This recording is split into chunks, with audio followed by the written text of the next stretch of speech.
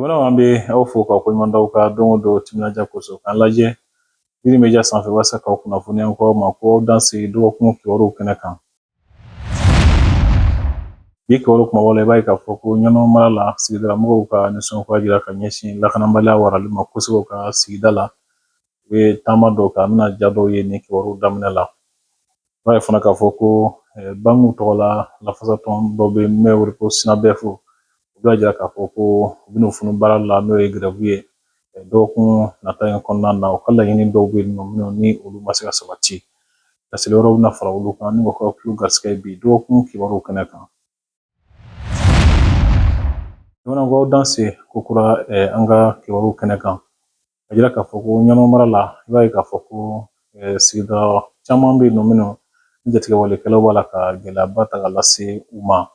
Mɔgɔw bolofɛnw bɛ ndarakiw la, mɔgɔw yɛrɛ bɛ bɔnɛw ni la kuma dɔ, wa dɔw bɛ wajibiya fana ka bɛnkan ta ni jatigɛ walekɛlaw waasa sigidaw ka se ka to hɛrɛ la. Sigidalamɔgɔw ka nisɔngoya jira ka ɲɛsin nin kɛwale ninnu bɛɛ lajɛlen ma. An ka nin ja in lajɛ walasa ka faamuyali dɔw sɔrɔ a ko la. Ni Dawuda Tangara ye Kubɔn Dokɔrɔ ni Dokɔrɔ jeunesse kɛ représentant ye donc an bɛ kɛnɛ min kan bi kɛnɛ duman tɛ sigi sanga gɛlɛya min bɛ anw kan k'i minɛ k'i masinɛ ka taa bila san k'i minɛ san ka taa bila jɛnɛ k'i minɛ jɛnɛ ka taa bila joro anw b'o ba ni ɲɔgɔn de cɛ kɛrɛnkɛrɛnma n bɛ ka kuma dugu min na n'o ye Dokɔrɔ ye ni dati fɛnɛ kɛ video in na ka adressé Asimi n'a kɛ jama na an bɛ san 2025 na 3e mois le 27 ni mɔgɔ min ye video in ye o k'a kɛ Ala n'a kira kama o k'a partager fo 5 générali u bɛ video in sɔrɔ gɛlɛya man kan ko an bɛna bɔ an b'an ka gɛlɛya ɲɛfɔ u ɲɛ u k'a kɛ Ala n'a kira kama wajibi tɛ ko nka an b'u deli Ala n'a kira kama parce que anw marali Ala de y'a se d'u ma bi ni Ala ye maa marali se d'e ma don min fo ka t'o tigi bɔ yen i b'o kɛ kɔntulu kɔnɔ an b'a ɲini Ala n'a kira fo k'a lajɛ anw ka ba ninnu ni ɲɔgɔn cɛ u k'an magɛn n'o ye interpellé ye u k'an magɛn u b'an magɛn ni mun ye lakana baloko fura kalan dɔgɔtɔrɔ anw mago bɛ o de la bi i y'a faamu anw mago bɛ fɛn min na bi Dokɔrɔ yan ani ba ninnu ni ɲɔgɔn cɛ yan anw mago bɛ o de la an bɛ k'a ye Mali fan dɔw fɛ dɔw bɛ kulo la ko sira dɔw fana ko k'u tɛ se ka da u ka sow kɔnɔ ni kuran tɛ anw tɛ kuran fɛ bi parce que kuran y'anw fɛ siranfɛn ye parce que n'i bɛ kuran kɔrɔ bi e b'i ye anw tɛ kuran fɛ ko sira ko fana anw tɛ sira fɛ Asimi ne ki jama anw mago bɛ fɛn min na bi n'o ye masinɛ ba fila ni ɲɔgɔn cɛ anw mago bɛ fɛn min na bi o ye anw ni ki lakana i b'a minɛ Saro Dokɔrɔ Sulei Wani Funu Joso Kinɛ Kara Kwan Saɲɛ Kɛlɛ Ngolokuna Berta Zamla Daminjɛ Kungojan Sayi n'a mara mɔgɔ o mɔgɔ bɛ ne tɛ accord kɔnɔ e tɛ se ka bɔ a dugu in kelen na kilomɛtiri kelen ko e bɛ taa i maa mago ɲɛ ni mugu bɛ ci la e ye sanji kɔni sɔrɔ o y'a ye kisɛ min sɔrɔ yen n'o tɛ e bɛ to o yɔrɔ la yen nka anw ye nin gɛlɛya in o bɛɛ b'an k'an ɲɛ nin bɛɛ kun mun kama an k'anw tɛ fara kungo kɔnɔ mɔgɔw de kan ki Mali ci n'u b'anw fa kan ban u k'an fa kan ban an tɛ fara kungo kɔnɔ mɔgɔw kan ki Mali ci Mali bɛ dilan sira min fɛ anw bɛ taa o sira de fɛ donc o de la an bɛ bɔ k'an ka dusukasi min b'an kan k'a yira Mali autorité la u k'a lajɛ u k'a kalan n'a kira kama u ka anw magɛn surasi minnu bɛ na walahi u bɛ baara kɛ u b'u seko n'u dama jira la mais terrain ka bon surasi groupe kelen n'i y'a bila anw kɛ nin ba in ni ɲɔgɔn cɛ k'a minɛ masinɛ ka taa bila san ka taa bila jɛnɛ ka taa bila joro ko surasi groupe kelen k'o lakana a tɛ se k'i kɛ n'o tɛ walahi surasi minnu bɛna an b'u tanu parce que anw yɛrɛ an bɛ fɛn minnu sɔrɔ an ka dugu kɔnɔ n'o bɛ don an kan olu de bɛ kɛ sababu ye k'o dɔn an kan n'o tɛ sugu tɛ yen nɔ k'a fɔ an bɛ se ka taa sugu min na n'u ye autorité ye video in sɔrɔ video kɔrɔman tɛ dɛ n y'a date bɛɛ fɔ a y'a faamu bi ye alamisa ye an bɛ san 2025 3e mois le 27 qui bɛ alamisa ma video in kɛra o la dugutigi kumana alimami kumana muso ka représentant kumana donso ka représentant kumana ne ye jeunesse ka représentant ye donc ne bɛ ka kuma jeunesse de tɔgɔ la Asimi anw bɛ min ɲini fɛ o kɔfɛ e ko ni Mali échouera ni ko e ka baara ye sifinnakaw dɛmɛli de ye donc ne Mali échoué la donc o y'anw bɛɛ de échoué ye Assimi anw ye sifinnakaw de ye anw t'a fɛ k'i échoué anw t'a fɛ Mali k'i échoué an b'a ɲini fɛ Ala n'a kira kama an b'a ɲini fɛ Ala n'a kira kama an b'a ɲini fɛ Ala n'a kira kama e k'anw ka sigida kolo ma kɛ anw fana anw ka bɔ nin degun in na anw ka bɔ nin degun in na sinon n'o tɛ vraiment tiɲɛ yɛrɛ la ni sɛgɛn tɛ fila ye Massinɛba in ni Sanba in ni ɲɔgɔn cɛ degun kelen ɲuman ɲuman a bɛɛ yan o de y'a to bi an ko an bɛ bɔ k'an kɛ dusumakasi min man kan k'a yira ne kɛ autorité la ni an m'a mɛn a ka jija k'a mɛn n'an m'a mɛn a ka jija k'a mɛn an bɛ min ɲini a fɛ o de ye nin ye n'an filila kuma na o t'an kɛ laɲini ye ji min b'a bɛɛ bɛ fili hakɛto b'o kan sallallahu alaihi wasallam lakanabaliya kelen in kama i b'a ye k'a fɔ ko bonni fana datugulen kun don kabi kalo sanba 2 ani 23 waati ninnu na sigikafɔ dɔw kɛra minnu ɲɛminɛna tɔn dɔ fɛ n'a ye wele ko association pour la paix intra et intercommunautaire ni o ye cɛfɔkabɛn association ye fara ɲɔgɔn kan kulu ye u ye nin baara in kɛ cogo di tɔn in ko ɲɛnabɔla n'o ye secrétaire général ye ale dɔw ɲɛfɔ an ye nin kumakanw senfɛ an k'olu lamɛn. Tɔn de don min cɛw ni musow b'a kɔnɔ an bɛɛ ye maliyɛn minnu ye u sigi ka jateminɛ kɛ ka ye jamana in taacogo kɛrɛndɛ min bɛ jamana in kɔnɔ kɛlɛ min bɛ jamana in kɔnɔ a kan ka hakilima bɛɛ ka sunɔgɔ tiɲɛ hakilima si man k'i sigi ka nin lagɛ ten n'i y'a kɔlɔlɔw jateminɛ sɛnɛ tɛ se ka kɛ bagan marako kɛra baara ye jagow tiɲɛna duguw bɛ ka wuli adamadenw bɛ faga adamadenw bɛ tunu kalan tɛ yen nka n'i ye nin bɛɛ jateminɛ an bɛna jamana jumɛn bila an denw ɲɛ an minnu bɛna na an kɔ ye est-ce que an kan k'an sigi ka nin lagɛ ten minnu y'a faamu ko man kan olu de farala ɲɔgɔn kan tɔn in siya ko tɛ diinɛ ko tɛ i ka kɛ maliyɛn ye dɔrɔn i kɛra silamɛ o i kɛra kerecɛn o hali n'i tɛ nin si la hali n'i ma da ala kelen ko la tant que e ka laɲini ye lafiya nali ye sigida kan parce que ni kɛlɛ in bɛɛ tɔɔrɔ fanba bi population de kan o degun wulili n'o ye ka hami ye e ka laɲini ye e bisimilalen don tɔn in kɔnɔ ani fana i ka kɛ mɔgɔ ye min tɛ parti pris kɛ kanubaya dɔ yira kulu ninnu ni ɲɔgɔn cɛ wala bari n'i y'o kɛ dɔrɔn baara in bɛ gɛlɛya i bolo an b'a dɔn i mana kɛ cogo cogo i bɛ yɔrɔ dɔ fɛ o nka n'i donna nin baara in na i tɛ sinsin o kan ka baara kɛ voilà donc i bɛ baara kɛ laadiriya de la jɛlenya kɔnɔ tiɲɛ kan ayiwa o siratigɛ la association ye nɔba bɔ bonni t'an ka dugu labilalen fɔlɔ ye maribu embargo wulili ye tɔn in de y'a baara kɛ an ye otage caman bila an ka finitigiw la kuma donsow fɛ u ka mɔgɔ minɛnenw u b'olu bila ayiwa an bɛɛ b'a fɔ minnu ma kungokɔnɔmɔgɔw fana an bɛ kuma u fɛ fɛn caman na u bɛ sɔn a bɛɛ tɛ dɛ nka tɔn in de ye tɔn ye mali kɔnɔ ne ka dɔnni na min bɛ se ka kuma marifatigi kulu 3 in bɛɛ fɛ k'a sɔrɔ bɛɛ b'a dɔn fanga b'a kalama k'an bɛ kuma kungokɔnɔmɔgɔw fɛ an bɛ kuma donsow fɛ donsow b'a dɔn an bɛ kuma fanga fɛ an bɛ kuma kungokɔnɔmɔgɔw fɛ kungokɔnɔmɔgɔw yɛrɛ bɛ a kalama k'an ni tɔw bɛɛ bɛ ɲɔgɔn kan bari n'anw taara kungokɔnɔmɔgɔw fɛ an ta dugu la an b'a yir'u la an bɛ jamanatigi yɛrɛ de ka ci la effectivement ale de y'an bila a la ale ka ci de don ale ka dɛmɛ n'o tɛ tɔn in tɛ se ka baara kɛ o kama tɔn in bɛ ko o ko kɛ tɔn in tɛ a da don mɔgɔ ka baara la ten an tɛ wuli ka taa an da don i ka kuma la i bɛ wuli ka s'an ma de n'i sera ma an bɛ se an ka faamaw ma bari an ye malidenw de ye fɔlɔ hali minnu bɛ kungo kɔnɔ malidenw de don fanga kelen de y'an bɛɛ ka fanga ye tiɲɛ don faamuw tɛ kelen ye bi an ka baara ye ka faamuw kɛ kelen de an bɛ se an ka faamaw ma k'u kunnafoni k'u ka bilasiralikanw ta wa baara kɔnɔna bɛɛ la an bɛ kɔntran de k'u ye an taara min fɔ ni min fɔra an bɛna ala s'o ma ni jaabi min b'u bolo u b'o d'a ma o y'an ka baara kɛcogoya o la bɛnkan kɛra fɛn 2 de kan bonni ka dayɛlɛ bɛɛ ka se ka don siya ko t'a la i kɛra fila ye o i kɛra dɔgɔnɔ ye o i kɛra bamanan ye o i kɛra arabu ye o bɛɛ ka se ka don tant que marifa t'i bolo tant que kɛlɛkɛminɛn fɛn t'i bolo i tɛ kɛlɛ sawura la mɔgɔkɔnɔmɔgɔw yɛrɛ y'o sira di n'an ka cɛdenw y'o fɛn ye u kana hala minɛ u k'a tigi faga nka a tɔw mɔgɔw misɛnyali ni carte d'identité ko ye jango a tɛ sɔrɔ mɔgɔw misɛnyali ni wari minɛ olu ka dabila condition 2nan o de ye n'an ka cɛdenw bɔra ka taa a fɔ min ma patrouille bon ni mara bɛɛ o tɛ bon ni dugu kelen parce que kungokɔnɔmɔgɔw y'a yira n na k'a fɔ an ka hami ye bon ye mais olu dugu tɔw bɛ yen degun b'olu fana kan olu fana degunnen don donc ka ɲɛ lagɛ tɔɔrɔ minnu b'o sɔrɔ olu ka dabila o de ye ɲangata min bɛ da u kan u ka nafolomafɛn minnu bɛ daraki fagali min bɛ k'u la kɛnɛ kɔnɔ bɛɛ ɲɛna u ka dabila donc o de y'a condition 2 ye n bɛ segin a kan tuguni dɔrɔmɛ ma bɔ a la maa si ma dɔrɔmɛ bɔ a condition 2 ye nin de bonnikaw sigilen bɛ yen anw bɛ yen maintenant an ye laɲini wɛrɛ min kɛ an ko bonni sɛgɛnna u ka sira di walasa baɲumankɛkuluw bɛ se ka taa dɛmɛ kɛ o fana u ma ban tiɲɛna nka u y'a yira de sa an k'u lasɔmi pour que u k'a dɔn ni baɲumankɛkulu min don dɔw bɛ yen u tɛna sɔn olu ta ma maintenant an seginna jumadon ka na don an sa o jumadon kelen sufɛ ani gouverneur ti a nɔnabila tun bɛ yen a ka k'a ye Isa Jara an b'a fo Duwanza faama bɛɛ tun bɛ yen a sɔrɔsi kunda ani administration kunda ka fara Bo ni maire yɛrɛ kan Duwanza maire Duwanza dugutigiw an ye sigi dɔ kɛ kɔmasegin ciw kɛ minnu fɔra an ye an y'a bɛɛ lakale an y'o baara kɛ o don wala o dugujɛ de tun ye bi ye sibiri ye an ye sira minɛ komi délégation fana an ta yɔrɔ ka ca an tɛ bɔ fankelen fɛ bɛɛ kan ka t'i ta yɔrɔ la seli la kabiri 6 heures 8 heures moins an bɛ kariw kɔnɔ ka na an ka daga yɔrɔ ayiwa o bɛɛ kɔfɛ an kumana fɛn misɛnnin dɔw fana kan bari n'i ye nin ɲɔgɔn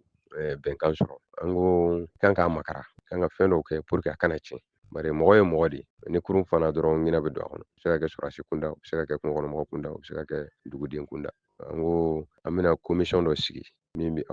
bɛnkan in kɔlɔsi walasa ni konin dɔ kɛra hali ni mɔgɔ de fagara dɔrɔn an dɔ kana muruti ka bɔ a la o kama f'an ka sigi de n'an sigira nin ko in kɛra a ka sɛgɛsɛgɛ a ka ɲɛmaya dɔn bɛnkan sɔrɔla bɛnkan na sɔrɔla jɛn kɛra n'o ye a filanan fana siraba in min bɛ taa fo Gawo maa si kana tɔɔrɔ kolo maa si fɛ a kɛra sɔrɔsiw a kɛra donsow a kɛra kungokɔnɔmɔgɔw ye k'a fɔ kariw tɛmɛtɔ la ka warimisɛnw minɛ ka mɔgɔw lajɔ ka mɔgɔ dɔw lajigin u ka siya kama o bɛɛ ka dabila bɛɛ k'o dabila adamadenw ka sirikile la an bɛnna kan fana ni seli tɛmɛna an bɛ taa sigiba dɔ kɛ Boni bɛɛ bɛ se ka na sɔrɔsiw ni faamaw voilà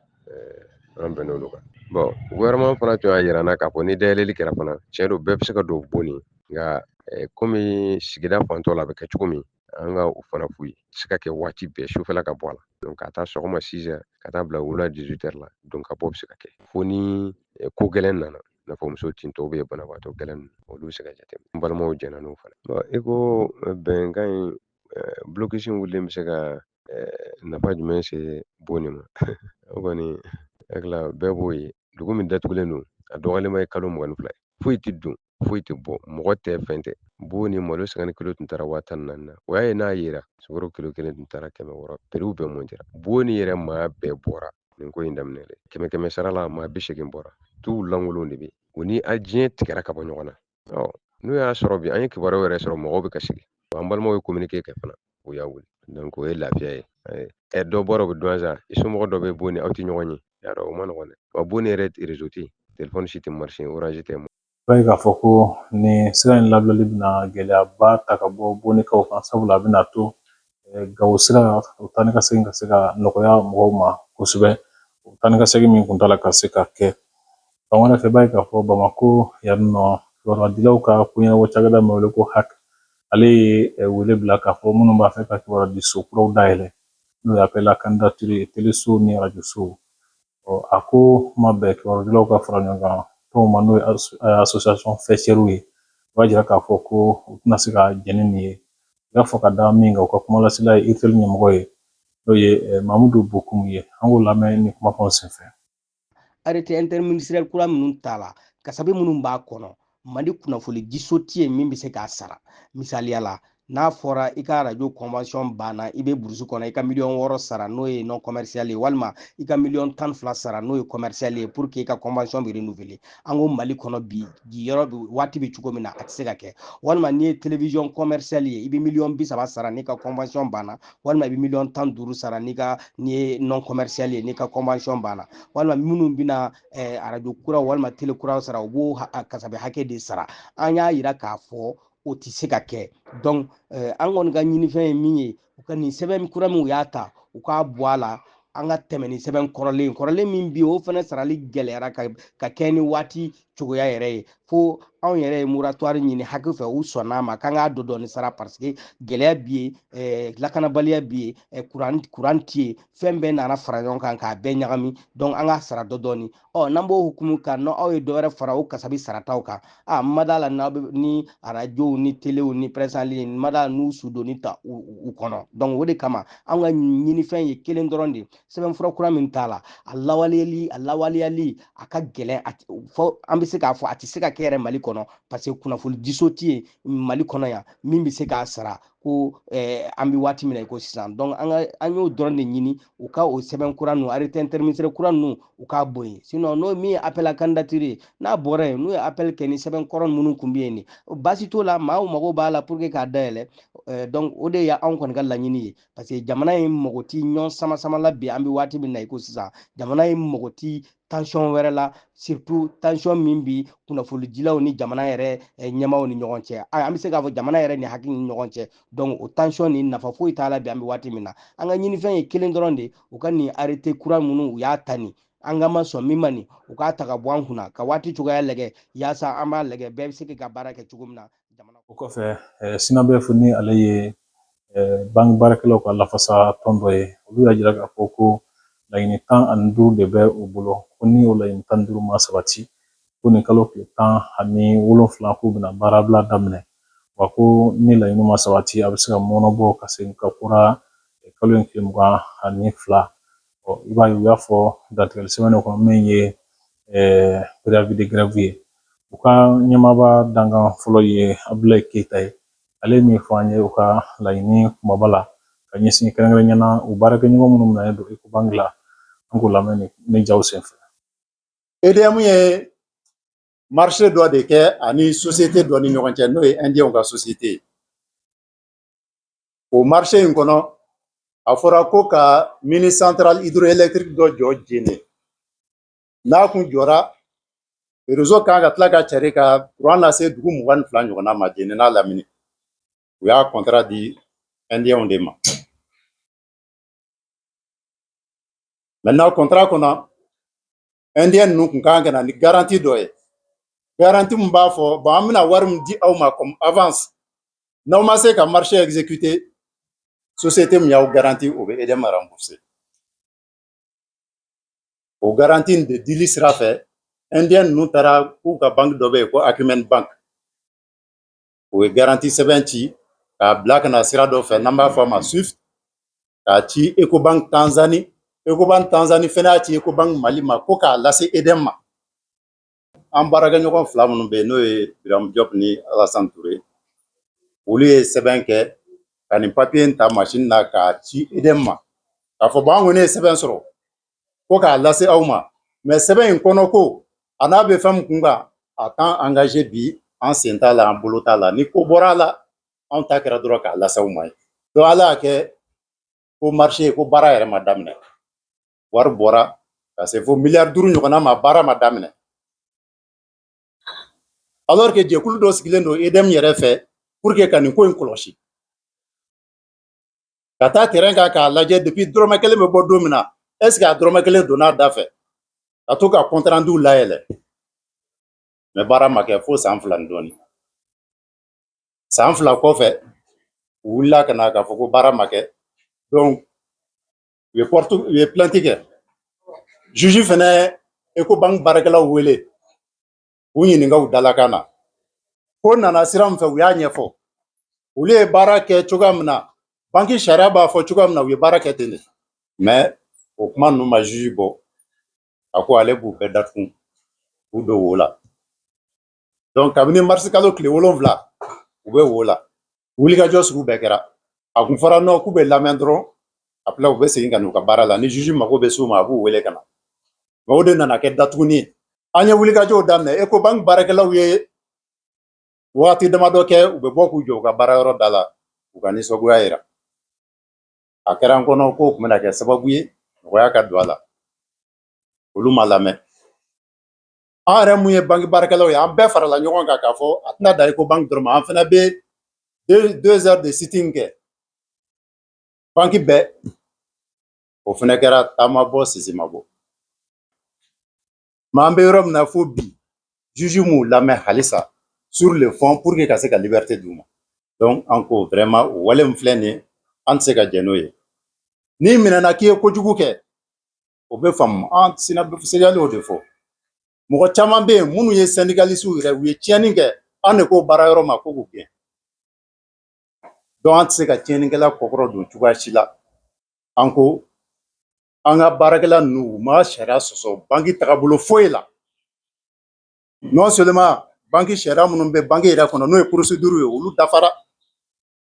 réglementation bancaire n'o ye loi bancaire n'a ɲɔgɔnna circulaire ninnu a bɛɛ lajɛlen matarafara donc n'i taara i yɛrɛ sɔrɔ kaso la o la a tɛna ni hakilisigi ye banque baara kɔnɔ surtout que olu dɔrɔn tɛ don o don an bɛ ni ɲɔgɔnnaw de kɛ donc an ko ko bɛ se ka na ni hakili wuli ye baaradaw la an bɛ wuli k'o kɛlɛ o mana kɛ décision sugu o sugu ye o de y'a to an y'a laɲini an ka point fɔlɔ la k'a fɔ mɔgɔ minnu minɛlen filɛ u ka bila sans condition parce que an bɛ sinsin nin yɔrɔ in kan k'a fɔ non an b'u bila u ka wari dɔ sara non non non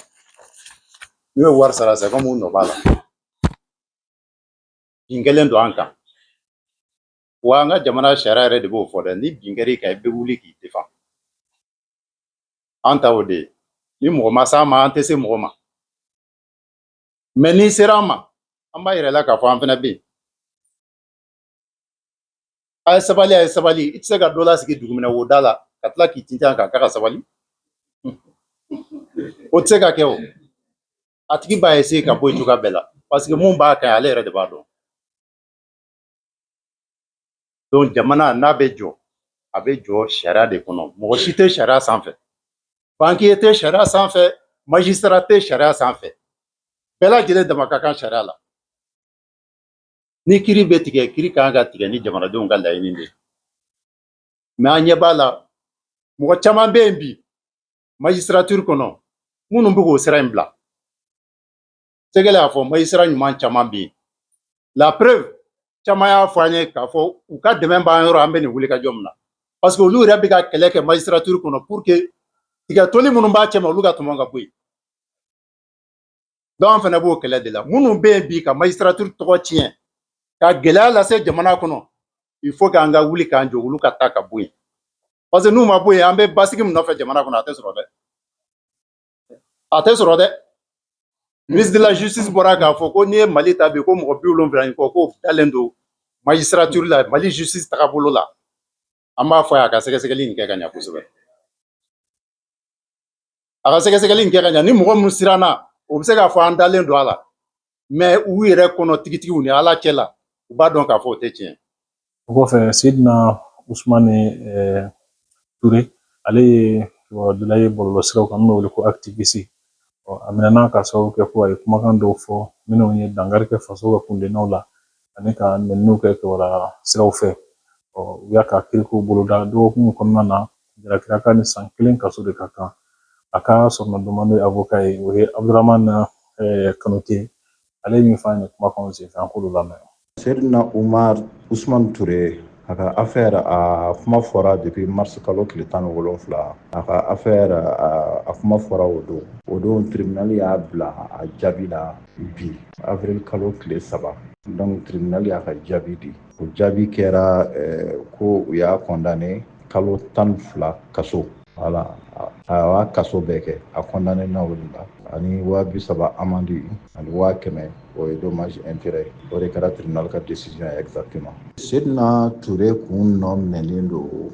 fɛn dama ma u b'a fɔ ko atteinte au crédit de l'État c'est à dire k'a ye dankari kɛ État ka ɲɛnɛmaya la donc ani ko injure c'est à dire ko a ye kuma fɔ mun bɛ kɛ ko minɛni internet sira fɛ donc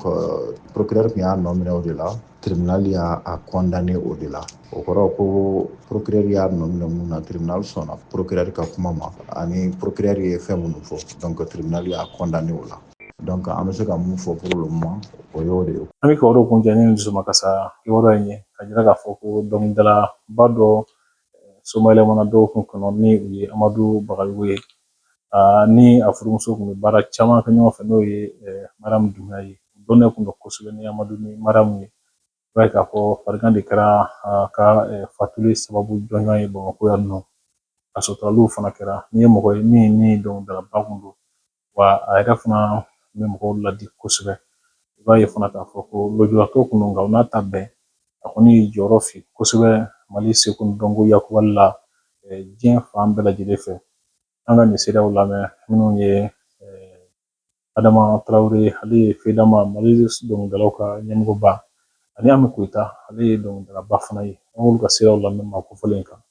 Amadu n'i y'a lajɛ fɔli yɛrɛ sira fɛ musique ko la a ye Mali tɔgɔ bɔ a ye baara mun kɛ a yan kɛnɛma yɔrɔ yɔrɔ ni taara bi bi na jamanaw bɛ jamana na olu tɛ Mali yɛrɛ yɔrɔ dɔn mais u bɛ Amadu dɔn u bɛ Mariam dɔn o la tiɲɛ yɛrɛ la an bɛ foli k'a ye ka Ala deli a ka dayɔrɔ ɲuman d'a ma Amadu a ma kɛ ɲɛtigi ye nka u ma bali ka kalan kɛ u ma bali ka se jɔyɔrɔ la bi bi na mun bɛ yen i bɛ mɔgɔ dɔ ye k'a sɔrɔ u ɲɛ ka ɲi fɛn bɛɛ b'u bolo u bɛ tilala ka sigi u ma Amadu ta ɲɔgɔnna kɛ a y'a jira an na de k'a fɔ a mɔgɔ ni Ala ye doni min sigi kun o ye Ala don de ye i b'o ta ni Ala ye o de y'a ka limaniya yɛrɛ sinsin Amadu y'a dɔn a ka mawuludu a tun tɛ o tulonkɛ a tun b'o organiser tuma bɛɛ Amadu ye mɔgɔ min ye a jigila ma tigɛ Ala la a kɛra Ala mɔgɔ ye a y'a kɛ Ala ye k'a dɔn a ye ka sɔn a ka jɔnya ma an bɛ dugawu kɛ yarabi a bɛ yɔrɔ min na Ala ka sɔn